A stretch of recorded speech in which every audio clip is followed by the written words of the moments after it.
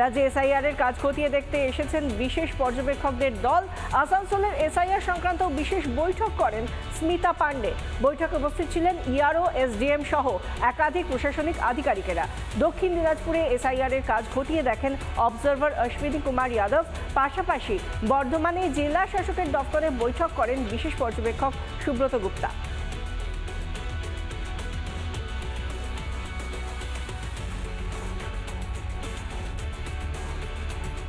রাজ্যে ইসিআই এর বিশেষ পর্যবেক্ষকরা তারা এসেছেন এবং তারা ইআরও এবং ডিএমদের সঙ্গে বৈঠক করেছেন, ডিএম অফিসে বৈঠক করেছেন ডিআরওদের সঙ্গে। সব মিলিয়ে কতটা এগিয়েছে কাজ, কিভাবে এগোচ্ছে, সমস্তটা তদারকি করেন তারা।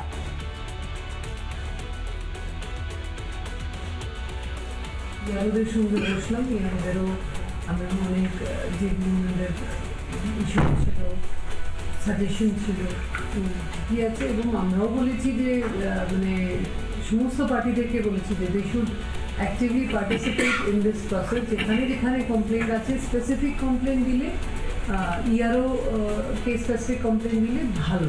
যদি কোনো ব্যক্তি বাংলাদেশি হন বা অন্য কোনো দেশের হন, কিন্তু তার নাম যদি ভুলবশত এখানকার রোলে থেকে গিয়ে থাকে এবং সেটা যদি স্পেসিফিক্যালি কেউ কমপ্লেন করেন, তার উপর এনকোয়ারি হবে। এনকোয়ারিতে যদি দেখা যায় তাহলে তার নাম বাদ যাবে। কম্পিউটার সিস্টেমেই সেটাকে বাদ দিয়ে দিচ্ছে, বলছে যে তোমার নাম অলরেডি অমুক জায়গায় আছে, তুমি এখানে থাকতে চাও না ওখানে।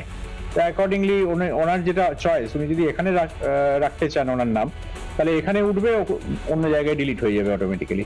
ভয় পাওয়ার কিছু নেই। যদি কারোর নামে কোনো রকম ভুল হয়ে থাকে এন্ট্রিতে, তাহলে সেই নামের কারেকশন করা সম্ভব। নানা ধরনের কন্টেন্ট দেখার জন্য লাইক করুন, শেয়ার করুন আমাদের ফেসবুক পেজ, সাবস্ক্রাইব করুন আমাদের ইউটিউব চ্যানেল।